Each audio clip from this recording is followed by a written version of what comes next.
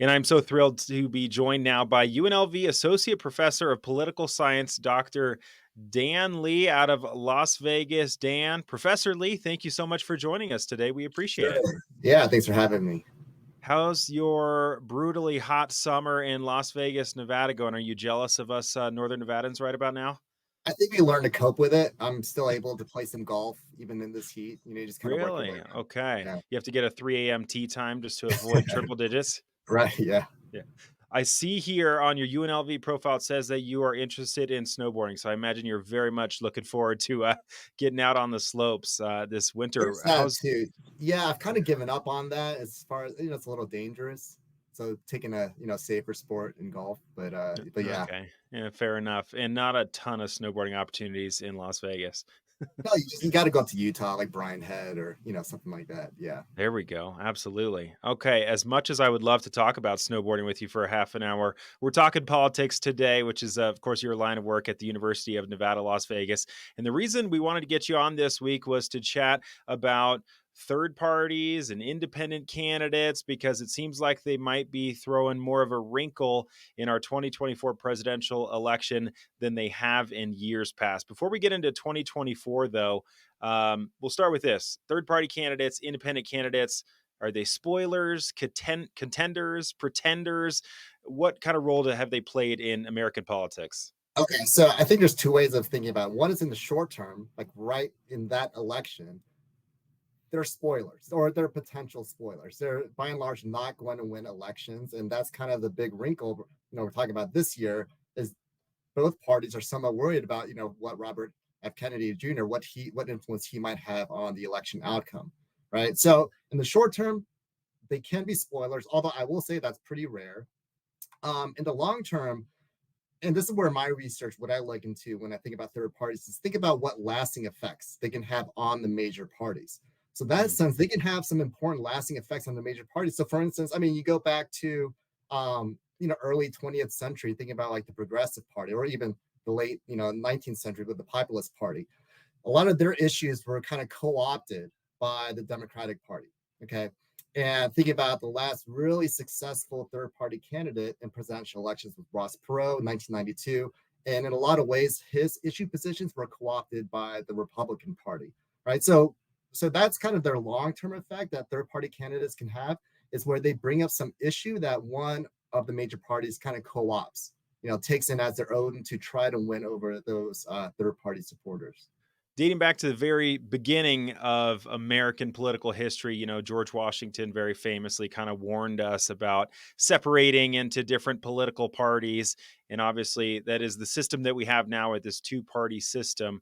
Do you think he foresaw third-party candidates kind of playing this role? I think they weren't necessarily even really thinking about parties, but parties are something that just kind of naturally forms. When you think about politicians trying to win office, right, it makes sense for them to kind of form political parties in a sense, there's kind of economies to scale, right? When you form a party, when you can run off of a party label. So I think these are things that the founders weren't necessarily thinking about, but it's something that was inevitable in American politics, that we would see parties form and we would see partisanship among politicians, but also voters. But in terms of like, did they foresee a multi-party, two-party system, multi-party system? That's not something that they necessarily foresaw, but we saw early on. I mean, we've consistently had a two-party system since the founding, and I think again, that's not something that they necessarily were trying to create when they wrote up the Constitution, but it's something that again, yeah, we've had throughout all of American history. And it seems like millions and millions of Americans, maybe even a plurality of Americans, are unhappy with the two party system as it is, but it's the system we have. Why are people drawn to third party candidates? Is it just that overall displeasure with this two party system? Yeah. So really quick, yeah. Okay. So there's, I guess, two ways we can think about who's drawn to third parties. So we can think about the push and pull towards third parties. So one is that some people are drawn to the third party because of the issues that they are bringing up. Like they feel, this voter feels like the major parties are ignoring some important issue, or aren't really, pushing an issue like they would want it them or want the parties to. So then they turn to a third party. Say you're an environmentalist, and you don't think the Democratic Party is doing enough on the environment. So you're kind of drawn towards the Green Party. But then some voters are also pushed away from the major parties where, yeah, they feel disaffected by the two major parties. They feel that they're not really, representing the people. So in that case, they're pushed away from the major parties, and they kind of vote for a third party in part like a protest vote, right? Just kind of voicing their displeasure with the major parties. And in that case, they're pushed from the major parties and then end up voting for a third party. Was the likelihood that the third parties and RFK Jr., the independent candidate, would have a greater impact on this election, was that much higher before Kamala Harris entered the race? Because I feel like there was this sentiment out there that it's a rematch of 2020. People didn't want Biden, they didn't want Trump, and so they just wanted someone else in the race, and so they were more likely to look for alternatives. Whereas now there is kind of alternative in Kamala Harris, and how this has gone down. Does that make it less likely that the third parties and Yeah. RFK will have an impact on this election? Right. I honestly don't really think that switching out Biden with Kamala Harris really changed that much in terms of the underlying dynamics for the upcoming presidential election. How Um, so? well, I just kind of see her more as kind of resetting the presidential race, right? I don't, because in a lot of ways, she's going to have to campaign a lot on what Biden and his administration was able to accomplish. And conversely, a lot of the Republicans are going to tie her to the failures, what they see as the failures of the Biden administration. So she's not an incumbent, but at the same time, being the vice president, she can't distance herself too much from what's been going on with Biden in terms of his Sure. administration. So that's kind of like why I see, again, there was a debate. Biden did poorly. We saw, there's a lot of uncertainty, questions about how Democrats could do. And then replacing him with Harris, I think just kind of resets things, puts it back to, kind of what we're predicting to happen. And in the case of Nevada, I mean, we're really predicting a close election, right? Either way, whether it was Sure. Biden or Harris. So in that sense, like I kind of view it more as a reset rather than really shaking up the presidential race. Um, Interesting. yeah, but then as far as like, RFK Jr., I mentioned how it's pretty rare for there to actually be spoiler candidacies. And I think that's also going to be the case this year because I really don't think he's going to win that many votes, right? You looking at the polls, he's, like polling in the 5% range. Like he's not polling as strongly as say back in 2016, where that was Clinton versus Trump, where people were really, freaking out over the major party presidential candidates. And even in that election, during that campaign, Gary Johnson was polling over 10%. Like there was even questions of whether he can make it into one of the presidential debates because he was performing so well in the polls. Mhm. But come election day, he only wins up a few percentage points, right? And that's kind of the same dynamic. Like why I don't think we're going to see RFK Jr. play much of a role is that his polling numbers aren't as good as the third party candidates back in 2016. And whatever they are now, he's going to end up winning fewer votes on election day, right? Is that just And because people kind of realize as the stakes get higher closer to election day that this is ultimately a binary choice? exactly. So it's the whole worry about like wasting your vote and contributing to a spoiler outcome. So if you are, a conservative voter, you don't, let's say you don't really like Trump, so you're thinking about voting for RFK Jr., you don't want to waste your vote and potentially throw the election to Harris, right? By voting for someone who has no chance of winning versus you could have voted for Trump and help him win the election. So we call this like Duvergerian incentives, Duverger's law in political Mhm. science, where voters that support a third party will tend not to actually vote for them because they don't want to waste their vote, essentially. So they vote for the lesser of two evils. So again, people answering poll questions now, yeah, they're saying, yeah, I support, RFK Jr., sure. But when it comes down to actually casting a vote, a lot of voters are going to have second thoughts and ultimately vote for one of the lesser of two evils. Yeah. In a hypothetical scenario, they like the idea of a third party candidate or an RFK Jr., but when it comes down to brass tacks, you're saying most people kind of ultimately fall in line into one of the major parties. Right, right. And even like going back to, an earlier statement you were saying how like a lot of people, yeah, you look at the polls, like Gallup has this question of asking, do we need a third party, right? Or are the major parties doing a good enough of a job? And that's been going up. It was back in 2003 is when they started asking that question. It was about 40% of people said we need a third party. Now Hmm. it's like around 60% of people say that Wow. we need a third party. But kind of the irony, or it's a little bit of a mirage, because when you actually look at it, people aren't actually willing to, yeah, to vote for a third party. And it looks like, again, that partisanship is weak among voters. That stat I just gave, a lot of people think we should have a third party. You ask people, what party do you affiliate with? Roughly a third of people say that they're independent, right? Or you look in Nevada, party Sure. Yeah. registration, over 40%, 40 some percent are registered voters, non-affiliated registered voters, right? Independent registered voters. But so it looks like on the surface that partisanship is weak. People are dissatisfied with the major parties. So why Yeah. aren't they all voting for third parties? Well, it's because partisanship is actually strong among voters. A lot of these people that say that they are independents, a lot of people that say that they support a third party are actually, we call them closet partisans. Yeah. So where you ask them, what do you identify with, and they say independent. So then you can ask a follow-up question. Okay, well, if you had to choose a side, which way do you lean? Do you lean Democrat or lean Republican? Those leaners vote a lot like just regular partisans, right? They just like the So label of being called a nonpartisan. exactly. Like they want to avoid being, appearing too biased. Sure. They can kind of distance themselves from this, this hyper partisanship and all this, name calling and bickering and fighting, right? So they kind of want to distance themselves from that by just calling themselves independent. But when you actually look at their voting behavior, they vote a lot like, just partisans. So Interesting. yeah, so there's roughly a third might say they're independent, but really among those, only a third of those are true independents. So maybe only 12% of voters are actually true independents, and that's kind of just reflective of how actually partisanship, somewhat ironically, is actually very strong today among voters.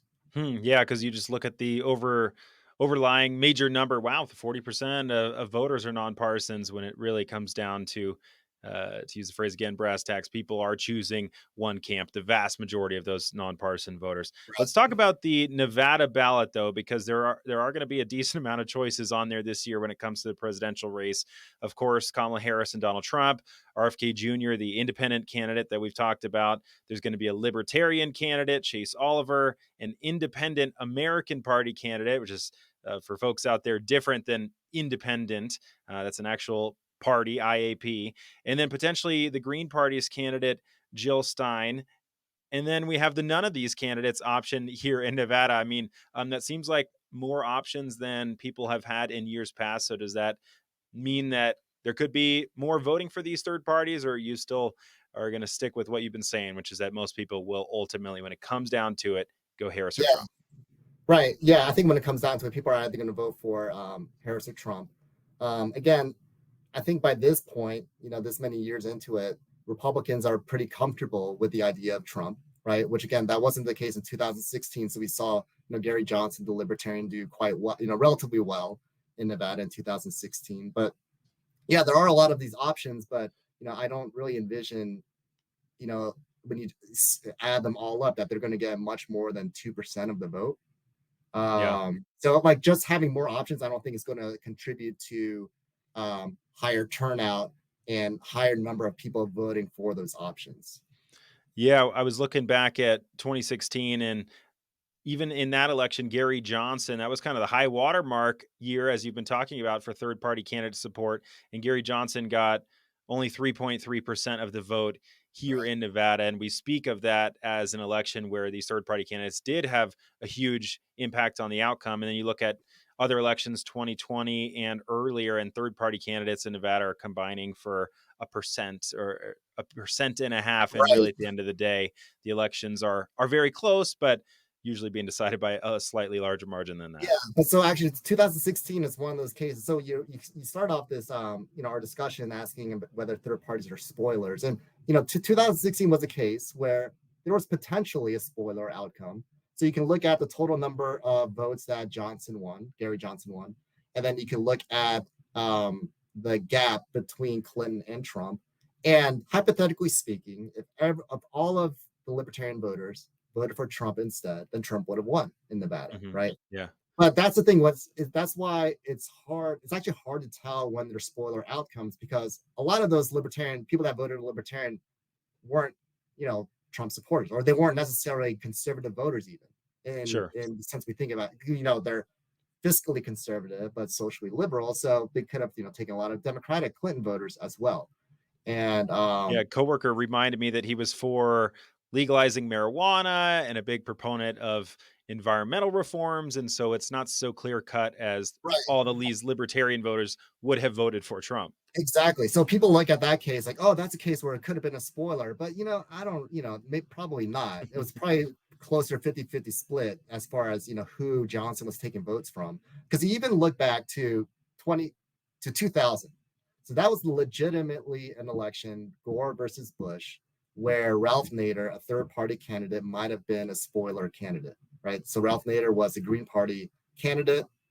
Green Party, pretty clearly a liberal party versus libertarian. They might take some liberal voters, some conservative voters. So even in that election with Nader as the Green Party nominee, again, a liberal party, his support actually, he took a lot of Bush supporters as well.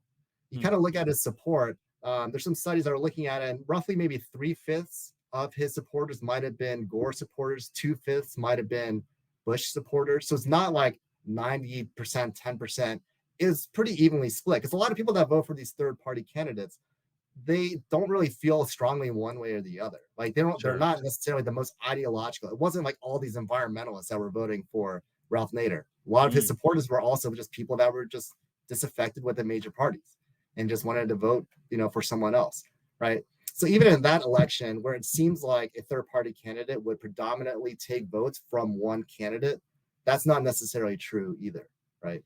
And we talked But about this on actually a recent episode with RFK Jr., where, he was an environmentalist, obviously the Kennedy family name, long history of Democratic politics in that family. And yet you could also see him pulling votes from Republicans with his anti vaccine and more conservative beliefs on other policies. So it's not going to break down all for exactly. Trump. Yeah. Right, right. So as much as Nader was taking votes from Democratic candidate, I think RFK Jr. is going to be more like have more effect that Gary Johnson might have had of taking more evenly from both sides. And I think that's kind of like one reason why you're hearing a lot of concern among both major parties. It's kind of unclear, like as far as which way is it going to pull.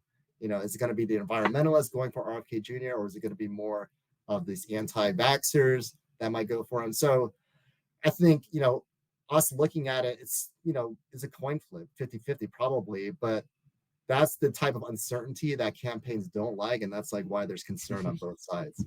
Yeah. And it's why we're seeing the campaigns try to do whatever they can to keep certain candidates of these third parties off the ballot. The Democratic Party suing the Green Party to try and keep Jill Stein off the ballot here in Nevada, and that case is still Right. And then pending. even like for RFK Jr. to get on the ballot here was kind of an ordeal, right? Right. Because his initial petitions didn't have his running mate on it. So it was that whole thing. Yeah. And that's a big thing for third parties, is it's just ballot access. And it's so Yeah. difficult for them to get onto the ballot. Like 2016, Jill Stein was she the nominee in 2016 as well? I Yeah. think she Hmm. was, yeah, for the Green Party, and they were not on the ballot in Nevada in 2016, right? Yeah. I So, think I saw they haven't been on Nevada's ballot since 2008. So it's been a while right, for them. What is I mean, in my research, I found that, it was 1968 was the last time a candidate actually won electoral votes, a third party candidate, I should say. yeah, 56 years. And we're in this era where it's harder for these third party candidates to really win electoral votes. What's it going to take to change that dynamic? okay. So, given our current system of how we allocate electoral votes, where it's winner take all, so whoever wins the most votes in a state, they get all of the electoral votes from that state. So, in this current system, we can contrast 68 versus 92, right? So George Wallace, won a bunch of southern states, electoral votes in southern states, versus Ross Perot won more votes nationwide. He won over 19% of the vote, which is more than what George Wallace won, but he didn't win any electoral votes. So the Hmm. issue there was that Ross Perot's support was basically just spread throughout the nation, right? Hmm. Where he didn't he didn't have a plurality of support in any given state. Versus George Wallace, his support was mostly among Southern white conservatives. So he was able to win some of those Southern states, right? So that's what it would take for a third party candidate to be able to win electoral votes is not only do they have support, but their support needs to be condensed enough within a region, within certain states where they're able to to win a plurality of the votes to then again with a winner take all win all those electoral votes. So then you might ask like, what are these regional issues? And I mean, unfortunately, it might race, civil Sure. rights, like those kind of things. Yeah. We talk about kind of the politics, just the red blue map. The coastal cities, the coasts versus like middle America, right? So you see some potential for that, but I don't think. I would hope we don't go back to the 1960s as far as Of uh, course. Yeah. the South. But so that's like why I think it's going to be hard for us to see a third party candidate because I can't envision an issue that would get enough support in a region like race did back in the 1960s today. So that's what it would take, but I don't really see that happening. What about ranked choice voting? Since Nevada is going to be voting on question 3 in the fall, and in Nevada's case, it doesn't actually apply to the presidential race. But if states were to switch to ranked choice voting, could that potentially lead to a scenario where these third party candidates can amass more support than they get right now?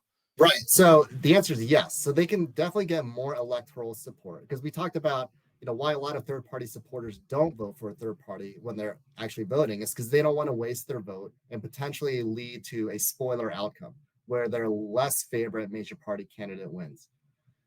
So the reason why ranked choice voting could alleviate that is where, let's say I'm, a liberal Democrat and I'm thinking about voting for a Green Party candidate, right? Again, under a normal election, a vote for the Green Party might help a Republican beat the Democrat. I really don't want that. Under ranked choice voting, I could vote for as my top choice the Green Party and put as my second choice the Democratic Party. So the way ranked choice voting how it works is, the candidate with the fewest votes in the first round, they get eliminated. So in my case, the Green Party candidate would probably win the fewest votes. They would get eliminated. So then we now move to my second choice vote, which is to the Democratic Party, right? So that allows me to vote for the Green Party without necessarily wasting my vote. Because once the Green Party is eliminated, my vote for the Democratic Party is then counted, right? So yeah, that will contribute to third party candidates winning more votes, but that won't necessarily really help them win elections, right? Sure. So that might help them win votes, and that's important because I kind of mentioned ballot access. So this varies by state law, but pretty much in all the states, one way that minor parties can keep ballot access is to perform well enough in elections, right? So having something like ranked choice voting could help third parties win enough votes to keep ballot access, right? Then we'll see, more third parties are, active and in elections, but I don't think that's necessarily going to contribute to them actually being able to win elections, right? Gotcha. Well, this has been a fascinating conversation. Before we wrap, though, final question. Which campaign should be more worried about the impact of a third party candidate right now? Or are they all worrying a little bit too much about this? The Harris Yeah, I campaign, the think Trump they should just campaign, or it's right. overblown? Yeah, I think it's overblown. It's again, they're going to take votes from both sides. I don't think it's going to be that many votes. So, I mean, if I gave, to give advice to the campaigns, they should just focus on their campaigns and honestly not worry about RFK Jr. There we go. Well, I'm so glad we were able to chat with you this week because there is a lot of conversation and discussion about RFK and some of these other minor candidates. So, really thrilled to be able to get some of your expertise in this topic, Professor Lee. Thank you so much. We will have you back sometime in the fall when this is all ramping up and right before election time. We'll have you back sometime soon.